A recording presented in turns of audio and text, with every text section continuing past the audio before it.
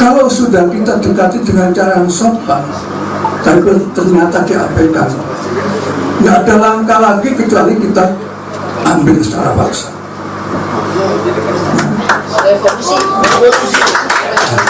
Harus, ya. Kita duduk di MPR Senayan sana. Oleh karena itu saya minta siapkan kekuatan.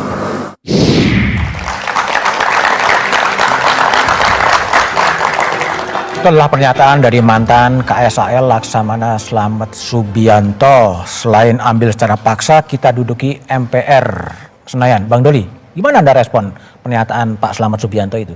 Nggak apa-apa, kan MPR, DPR itu rumahnya rakyat ya. Jadi kalau ada rakyat, orang-orang tua kita mau datang, diterima. Kemudian menyampaikan aspirasinya, kami terima dengan baik. Bukan sebuah ancaman bagi MPR? Enggak lah. Atau DPR? Kita DPR MPR itu menerima masukan dan aspirasi dari rakyat. Dan dulu juga saya juga melakukan itu kan. Gitu. Jadi pengalaman ya? Ya, jadi nyampaikan suratnya nggak direspon ya kita datang nggak direspon kita duduki, itu biasa aja kan.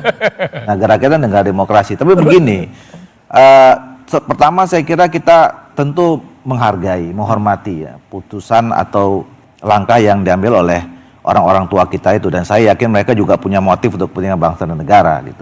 Nah, tapi yang juga harus dipahami bahwa negara ini juga adalah negara hukum, semuanya diatur, ada mekanismenya gitu.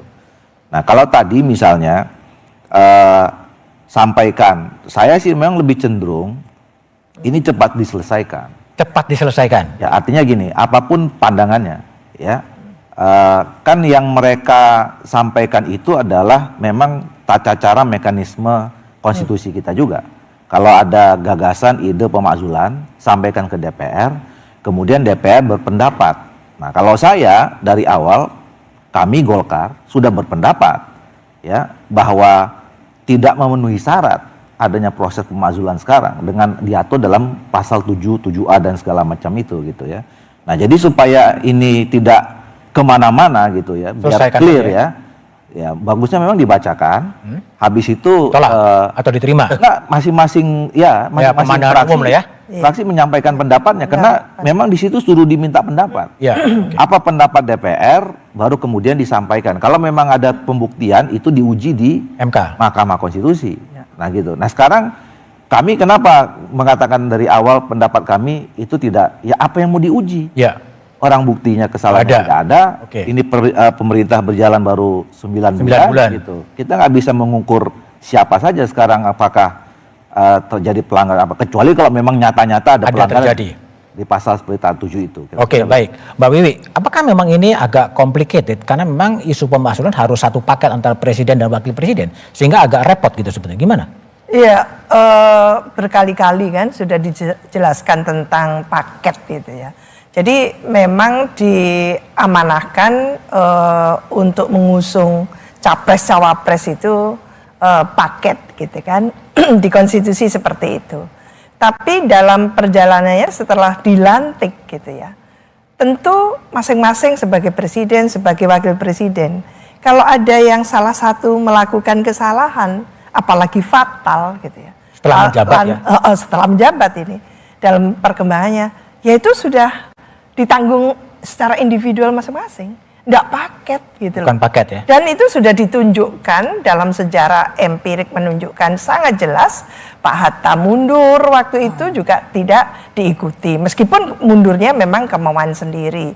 Demikian juga waktu era reformasi Gus Dur mundur juga nggak diikuti oleh wakilnya mundur, malah jadi presiden, kan gitu.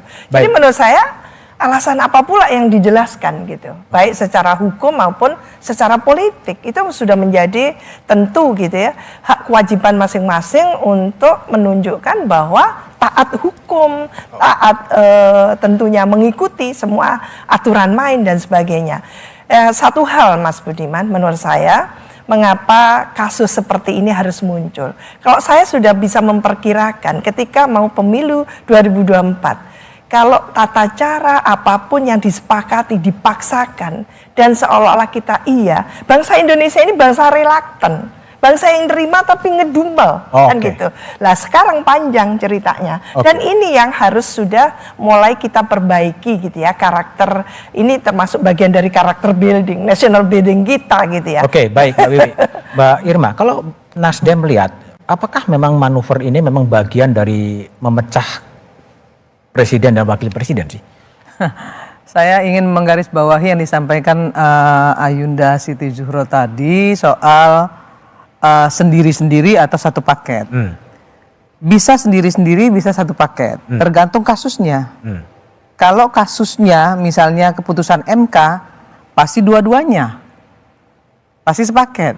Tapi kalau kasusnya di antara 5 ini, yang ya tadi ya, perbuatan pengkhianatan, tercela, korupsi, ya. penyuapan, tindak pidana berat dan perbuatan tercela Sendiri-sendiri. itu bisa sendiri-sendiri. Jadi nggak bisa digebiah uyah juga gitu. Nah kalau kita bisa melihat lah ya secara politik hari ini gitu. Kalau tadi dibilang ada yang ngedumel, ada yang saya bilang kalau saya fair saja, ada yang ngedumel tapi ada juga yang nggak Mendukung. ngedumel. Ada yang ada yang nggak mendukung tapi banyak juga yang mendukung gitu. Jadi nggak bisa juga kita melihat itu hanya dari satu sisi. Tapi dalam pandangan Nasdem, presiden dan wakil Nasdem presiden berpikirnya begini, Nasdem kalah nih dalam pilpres ya, kita kalah. Tapi Pak Ketua Umum kami langsung menyampaikan kepada publik bahwa kami mengakui kekalahan itu dan kemudian mendukung yang menang. Mendukung. Disampaikan juga oleh Ketua Umum kami, kenapa kami mendukung? Karena kami ingin bangsa dan negara ini ya, pemerintahan berjalan pemerintahan ini gitu.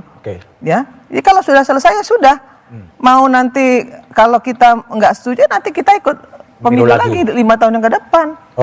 Baik. Kalau memang kita kemarin itu nggak setuju, ya memang dari awal kita nggak akan ngajukan pasangan. Baik. Jadi komitmen kami jelas, sebentar Mas, komitmen kami jelas. Sampai kemudian kami masuk kabinet pun kami nggak minta menteri. Ya, kosong sampai sekarang kan? Kami nggak ngambil menteri adik-adikku. Ya, konsisten. Kita pernah berlawanan, kita dukung itu demi bangsa dan negara, bukan demi kursi di kabinet. Baik. Prof. Burhan, ini ada gejala menarik di tengah isu pemakzulan yang disuarakan oleh sebagian dari Forum Komunikasi Prajurit TNI, tapi juga melalui Yusril Iza Mahendra, kemudian Presiden Prabowo menugaskan Wapres Gibran untuk menangani Papua.